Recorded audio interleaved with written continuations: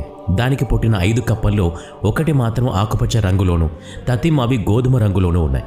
ఈ ఆకుపచ్చని రంగు కప్ప చెట్లలో, మొక్కల్లో, ఆకల మీద, పొదల్లోనూ తిరుగుతూ వాటి ఆకుపచ్చని రంగులు కలిసిపోతూ ఉంటుంది.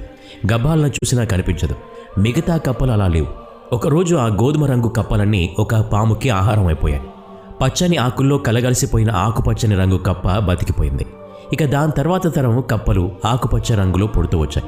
ఇలా అనేక అంశాల వారీగా సహజ ఎంపిక జరుగుతూ ఉంటుంది.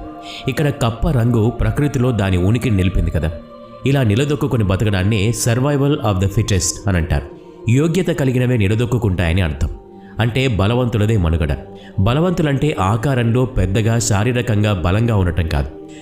తాను జీవిస్తున్న పరిసరాలతో, అంటే వాతావరణం, సాటి జీవులతో సహా అన్నిటి మధ్య జీవించి ఉండగలిగి, పరిస్థితులకు అనుగుణంగా ఇమడగలిగి, తనను తాను కాపాడుకుంటూ బతకగలగడమే